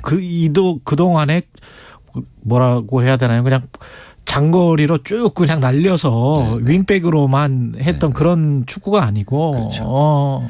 그러니까 그 공정 과정 같은 그런 것들. 그러니까 세밀한 공정 과정. 그렇죠. 예전에 그냥 수비에 치중하다 역습하다 한 골 넣는다 뭐 이런 거는 사실은 그건 방법이 아니라 과정이 아니라 그냥 목표인 거죠. 결과만을 위해서. 어쩌다가 운 좋아서일 그렇죠. 수도 있고. 그래서 저는 예전에 거의 20년도 더 전에 사실은 그 전에 예전에 그 차범근 전 해설위원께서 공격이란 말보다 공격 작업 이런 말을 많이 쓰셨어요. 네. 그렇구나. 그 말이 굉장히 인상 깊더라고요. 그러니까 골을 넣는 거 중요하죠. 운동 경기에서 승패는 당연히 중요하고 기업에서도 되게 중요하죠. 그런데 공격이 아니라 공격 작업이란 말을 쓰면서 그 과정과 그다음에 그 여러 가지 필요한 과정에 필요한 여러 가지 세부적인 단계들에 대한 그런 감각이나 능력들이 없으면 결국은 넣어도 넣은 게 아니고 그리고 넣어도 그게 사실 굉장히 운적인 요소에 의해서 많이 넣어진 것처럼 느껴지기 때문에 그러네요.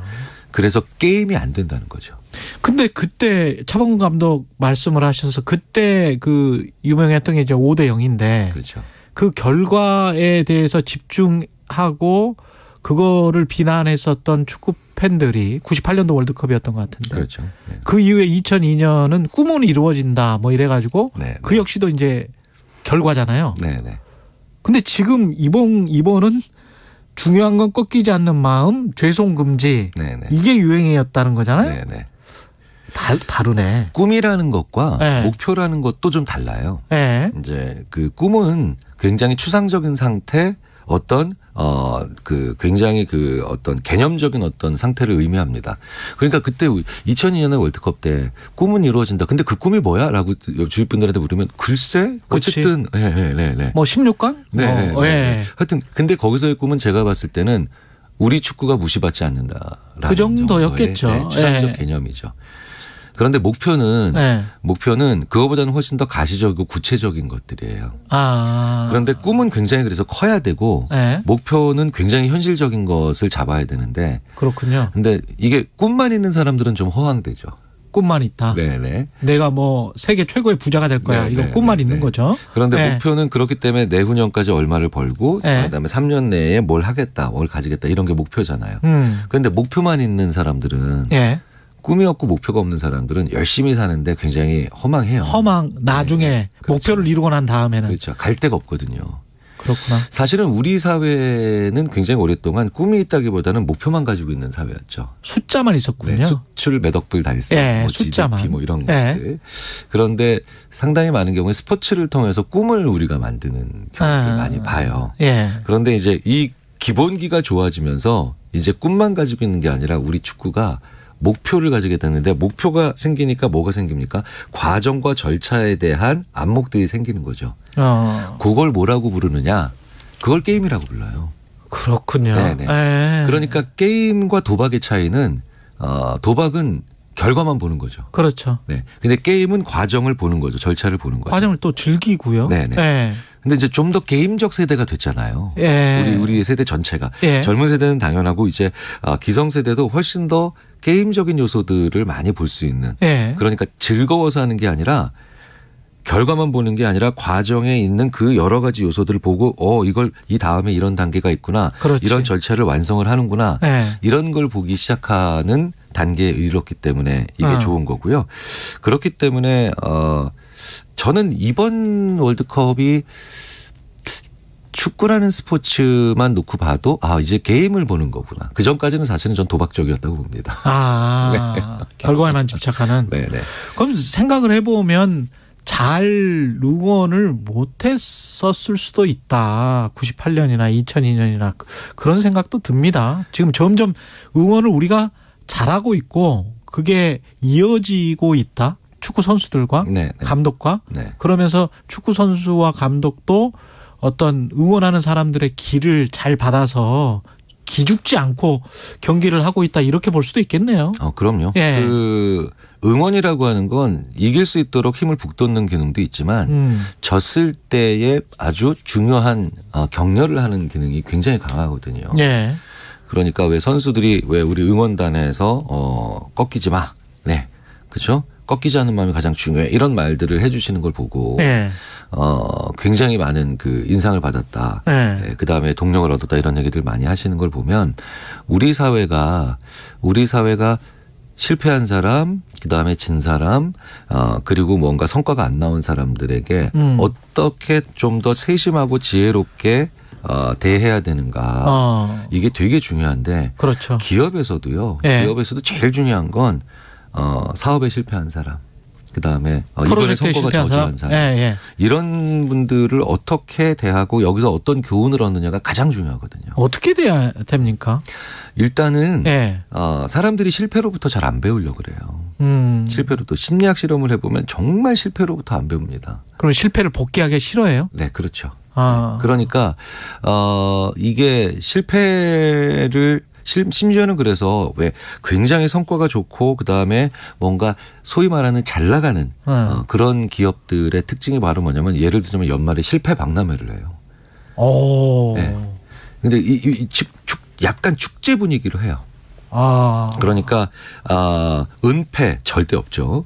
그러니까 잘 나가는 사람 등만 두드려주는 게 아니군요. 네네. 그런데 우리가 지금 보고 있는 우리 국내 기업만 해도 굉장히 외국에서도 크게 소위 말하는 대박을 친 그런 상품들이 있잖아요. 그게 대부분 첫 번째, 두 번째 아주 처참했던 프로젝트 실패를 놓치지 않았기 때문에 그런 그 일들이 벌어진 거거든요. 그러니까 우리나라에서만 만드는 그런 아주 독특한 가전 제품들이 있죠. 이게 뭐 이런 특정한 제품을 말씀드리면 그렇지만 외국 사람들은 야 어떻게 이런 걸 만들지? 아이디어 상품 같은 그렇죠. 대기업의 제품들도 있고 또 작은 기업들의 제품들도 있는데 그런 기업들이 만들어낸 제품들을 이렇게 가서 들여다보면 그 전에 굉장히 실망스럽거나 아니면 정말 처참했던 실패가 한두 개씩인데 그거를 그 기업이 안 놓쳤던 거예요. 거기서부터 뭘 배웠던 거예요. 실패로부터 배운 교훈이 진짜 오래 가거든요. 그리고 굉장히 하면 안 되는 것들이나 아니면 이쪽으로 가면은 나중에 큰 손해 보겠구나. 그래서 초반에 작은 실패하는 게 되게 중요하거든요. 네네. 그러니까 그 작은 실패했을 때 고개 숙이지 않게 만드는 건 되게 중요합니다. 근데 작은 실패를 했을 때 기가 죽지 않고 그러면서도 직장 생활에서 뭐 상사에게 이번에 올해는 이 프로젝트는 실패했지만 내년에는 어떻게 하겠다라고 말할 때 실용적으로 뭔가 그래도 자기 상사니까 뭐 기분 나쁠 거 아니에요. 일단 실패했으니까 뭐라고 하는 게 좋습니까? 보통 그런데 이제 우리가 꺾이지 않는다라고 하면 그러면 이때 죄송합니다라는 말 하지 말라. 그냥 죄송 금지니까 사실은 죄송합니다라는 말을 하지 말라는 거라기보다는 죄송하다는 말을 해도 좋은데 그다음에 그 이유는 분명히 알고 있자. 훨씬 구체적으로 얘기하자. 자, 보십시오. 우리가 뭔가 죄송합니다 하는데 뭔가 좀 기분이 좀 이상한 경우는 그다음에 그게 왜 그렇게 된 건지 구체적인 이유를 본인이 모르고 할 때가 제일 꼭 내 잘못인 것 같지도 않고. 네네. 그렇죠. 그러니까 사실은 오히려 그냥 넘어가려고 하는 말과 같은 경우가 많거든요. 그래서 굉장히 많은 직장 상사들이 이러잖아요. 죄송합니다라고 한 부하직원한테 그러니까 뭐가 죄송한데. 뭐가 죄송한데. 그렇지. 네. 그게 말꼬리 붙잡는 게 아니라 본능적으로 리더는 알고 싶은 거예요.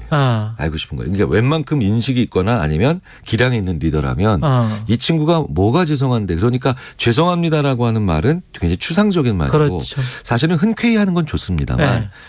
그런데 무엇 때문에 죄송하냐면 굉장히 구체적이고 이 부분에 에러가 있었네요. 그렇죠. 네. 굉장히 구체적이고 그다음에 치밀한 이유들을 얘기를 해줘야죠. 네. 그러니까 죄송합니다라고 하면서 이게 그냥 죄송합니다라고 하면 그냥 고개 숙이는 거예요. 네. 근데 죄송합니다. 그런데 이것 때문에 이렇게 일이 잘 안 됐는데 여기서 제가 이 점이 부족했고 여심에서는 신경을 못 썼습니다. 그래서 정말 많이 죄송합니다. 그러면 이제 리더는 너 배웠구나, 너 그렇죠. 성장해 가는구나. 그렇죠. 이 친구가 그래도 이번에 실패했지만 든든하네. 그렇죠. 뭐 이렇게 생각할 수 있겠습니다. 그렇죠. 네. 그리고 또 다시 결과적으로 말씀드리자면 이런 과정을 거치면서 기본기가 좋아지는 거죠. 우리. 알겠습니다. 예, 기본기. 예, 지금까지 아주대학교 심리학과 김경일 교수였습니다. 고맙습니다. 감사합니다.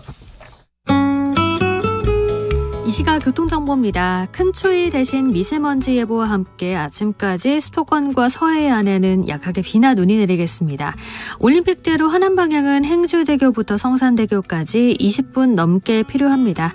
이후 여의하류부터 동작대교까지 차가 많고요. 영동대교 부근 2차로에선 사고 처리 중이라 부근에서 정체입니다. 반대 공강 방향은 잠실 부근에서 가장 속도 내기가 어렵고요. 강변북로 일산 방향은 강동대교에서 암사대교, 다시 잠실대교부터 성수대교, 동호대교에서 마포대교 사이 부분적으로 제속도 못 냅니다. 북부간선도로 구리 쪽은 하월곡부터 구리 나들목 쪽으로 정체 이어지고 있는데요. 월릉부터 신내까지만 20분 정도 걸리고요. 분당 수서로 도심 방향은 복정부터 탄천 1교까지 더딘 흐름입니다.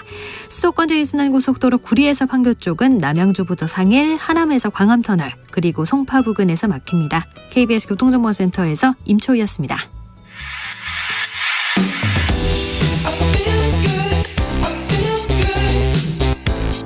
세상에 이익이 되는 방송 최경영의 최강시사. 네, 국가인권위원회가 일제 강제동원 피해자인 양금덕 할머니를 국민훈장 수상자로 추천을 했는데요. 외교부의 제동으로 무산됐습니다. 일본 눈치 보기 아니냐 이런 비판이 제기되고 있고요. 강제동원 피해자 손해배상 소송 대리인입니다. 임재성 변호사 전화로 연결돼 있습니다. 안녕하세요, 변호사님. 예, 안녕하세요. 예, 이번에 원래 이제 국민훈장 모란장 수상자로 추천이 됐습니다. 국가인권위로부터 양금덕 할머니. 이분이 어떤 분인지 간단히 좀 소개를 먼저 해 주십시오.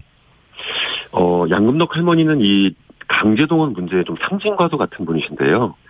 그 13세 나이에 일본 나고야 미쯔비시 중공업으로 강제동원되셨고 그 피해에 대해 1992년부터 일본에서 소송을 시작하셨습니다. 또 일본에서 그 소송이 모두 패소하자 다시 한국에서 소송을 시작하셔서 2018년에 대법원에서 일본 기업을 상대로 한 승소 판결을 좀 이끌어내신 분입니다. 그리고 그 판결 이후에도 고령의 나이에 일본에 직접 방문하셔서 여러 차례 항의도 하시고 미쯔비시 중공업 관계자들과 또 직접 면담도 하시고 또 최근에는 박진 외교부 장관도 그러한 활동들에 대해서 정확하게 인지하고 있기 때문에 그 양금덕 할머니 자택에 직접 방문하셔서 양금덕 할머니와 직접 면담하고 또 앞으로 잘 모시겠다 이런 표현까지 했던 이 운동에 보면 30년간의 좀 상징과도 같은 분이시죠. 그러네요. 이 관련 영화들 봤던 것 같은데 그런 관련 영화의 모티브가 된 인물이군요, 이분이. 예, 맞습니다. 예. 근데 국민훈장이 국무회의에서 이제 수상이 최종 확정되는 거는 맞는데 그 지금 말씀하셨던 외교부가 사전 협의가 필요한 사안이다 그러면서 제동을 걸었다는 거는 박진 외교부 장관도 이미 이 사안은 다 잘 알고 있는데 어떤 사전 협의를 이야기했던 것일까요? 이게 외교부가 협의가 필요하다고 얘기는 하면서요. 예. 정작 이제 그 어떤 협의가 필요한 거냐, 만약에 협의가 되면 외교부가 어떤 입장을 낼 거냐라고 물어보면 거기에 대해서는 전혀 밝히지 않고 있습니다. 아, 그래요? 사실 외교부가 바쁜 부서인데 그 바쁜 외교부가 다른 부처의 상훈에 대해서 모두 의견을 내진 않을 겁니다.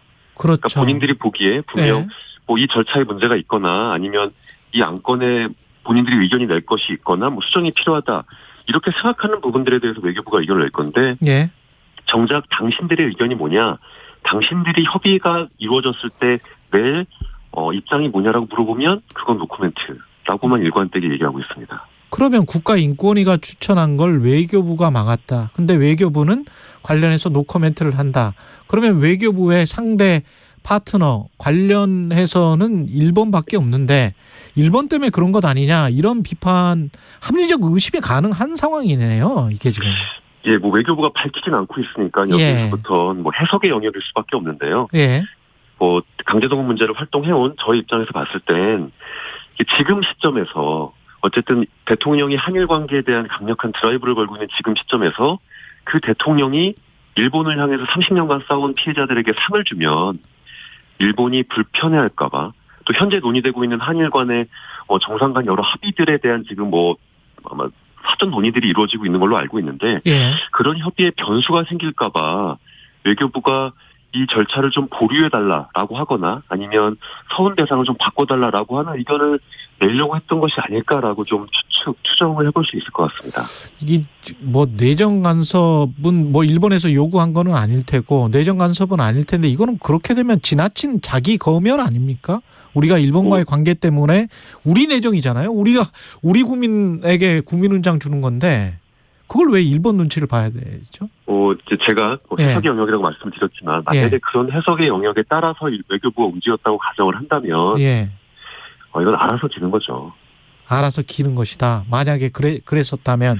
아니 국가인권위원회 독립기구입니다. 국가인권위원회가 20년 동안 대한민국 인권상 계속 수여해왔고 내부의 심사 절차 거쳐서 30년간의 인권운동에 대한 경력을 판단해서 공모에 올렸으면 이거는 결격사항이 없는 한 사실 통과가 되는 게 원칙입니다. 그렇죠. 각 부처만의 독립성이 있고 또 그 내부의 심사를 거친 거기 때문에 근데 외교부가 지금 사전협의가 필요하다고 얘기하는 건 결격사유가 있다라고 근데 외교부 스스로도 결격사유가 있다고 얘기할 수 없는 게 이미 장관이 만나서 잘 모시겠다라고 얘기했던 정도의 활동이 있으신 분인데 뭐 일본의 눈치를 봤다 혹은 일본이 불편해할까 봐라고 밖에 해석할 수 없겠죠. 이게 지금 과거에도 이런 사례가 혹시 있었습니까? 국가인권위가 추천했는데 못 받게 된 사례가? 저도 지금 이 이슈가 만들어지고 난 이후에 확인을 해봤는데요. 이게 국가인권위원회가 만들어진 게 2000년대 초반입니다. 그래서 20년간 이 대한민국 인권상 시상 절차가 있었고 이런 경우는 거의 없었는데 딱 한 번 좀 갈등이 있었던 적은 있었다고 합니다. 그게 언제냐면 이명박 정권이 출범한 이후에 당시 국가인권위원장이 안경환 위원장이셨습니다.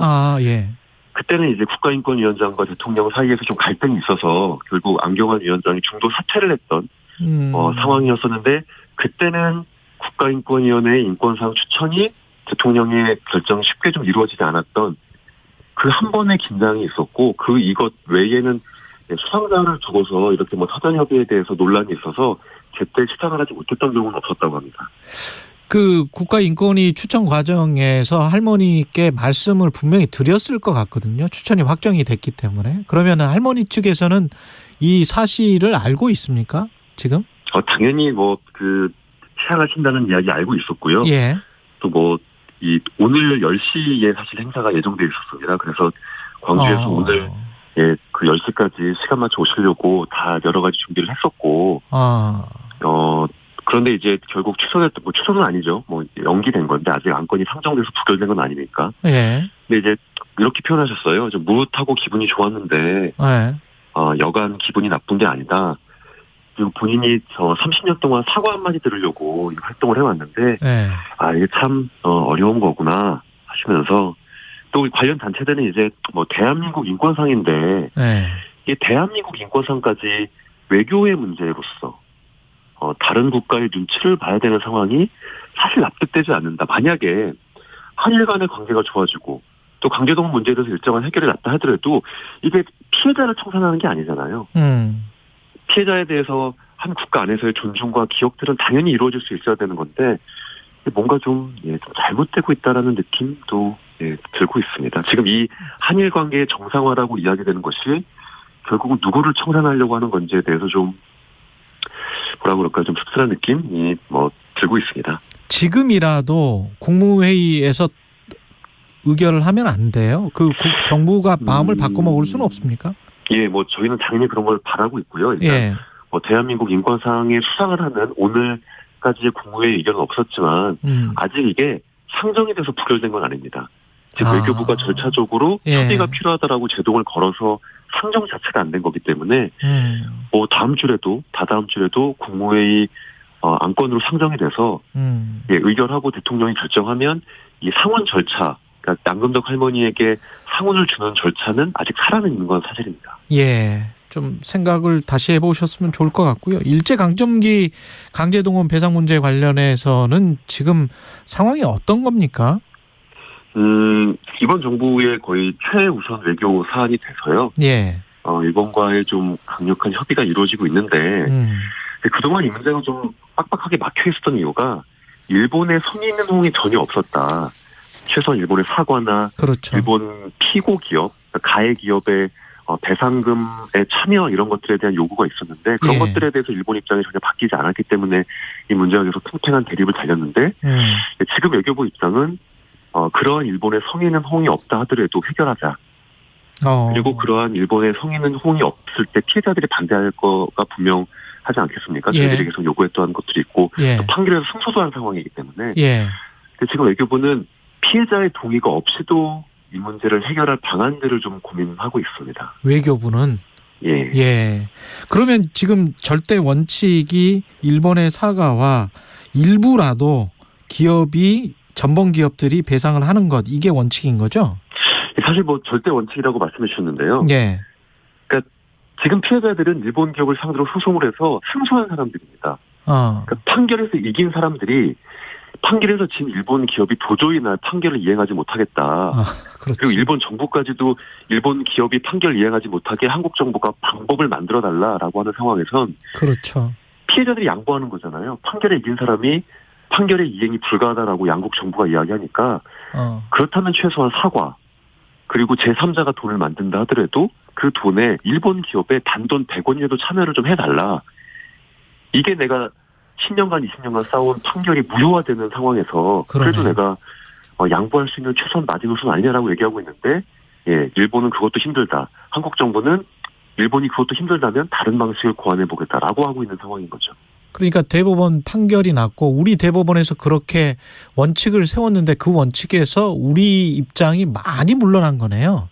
예, 많이 물러났음에도 불구하고 일본이 그것을 지키지 않음으로 해서 계속 지금 협상이 타결되지 않는 그런 상황이네요. 예, 그런데 지금 정부에서의 양국 간의 관계는 어떻게든 신속하게 이 문제를 해결하겠다. 예, 그리고 그 해결은 사실 피해자들의 동의 없이 피해자들의 판결을 사실상 무효화시킬 수 있는 방법을 고안하고 있는 겁니다. 알겠습니다. 상황 이해했습니다. 지금까지 일제강점기 강제동원 피해자 손해배상 소송 대리인인 임재성 변호사였습니다. 고맙습니다. 예, 감사합니다. 예, 12월 9일 금요일 KBS 1라디오 최경영의 최강시사였고요. 다음 주 월요일 아침 7시 20분에 다시 돌아오겠습니다. 감사합니다.